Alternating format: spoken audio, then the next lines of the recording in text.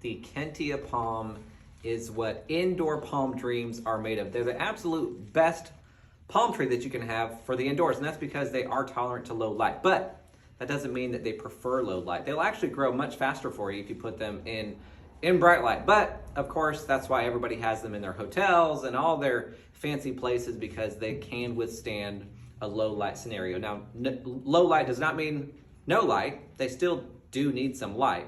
So make sure that this plant, wherever you put it, can see the sky. Okay, that's going to ensure that it's going to be nice and healthy for you. So although they would prefer to have bright light, they can still go into a more medium or even a low light scenario and be perfectly fine, especially once they're established. Next, let's talk about the watering. So they're fairly drought tolerant once they get nice and established, a larger plant. I wouldn't say that this is super established. It's in a 6-inch pot, so I would wait until they're a little bit larger to kind of, be able to say that they are drought tolerant. But I like to water them when they're about 25% dry. And I do this year round, okay? So if I stick my finger into the soil, about 25%, and it's dry, I give it a really good soak.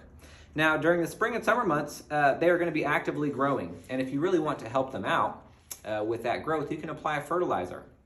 Make sure you're getting I do a granule fertilizer because they are very prone to being over fertilized, and then you can burn the tips of the leaves and it doesn't look good at all. So I do actually prefer, and I recommend a slow release fertilizer for this. The ratio, the NPK ratio, would be a 3-1-2.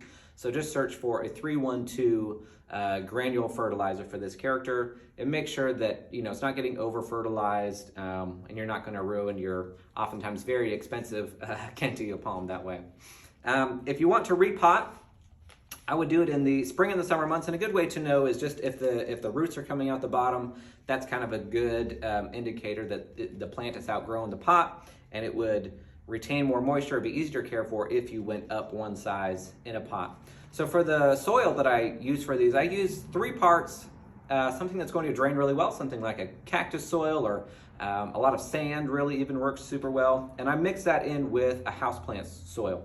So they like a more of a well-draining mixture. So I just do that 3 parts draining mixture to 1 part moisture retentive mixture, because it is a palm, it is tropical, so it does like to retain some moisture as well. But that's going to do it for the care instructions for the Kentia palm. Seriously, if you have a chance to get one of these, get it. They're awesome plants. They get large. They're really cool. They're very easy to take care of. But anyway, yeah, if you have any questions about this one, let me know in the comment section below. Of course, you can always message me on Tanner the Planter via Facebook or Instagram.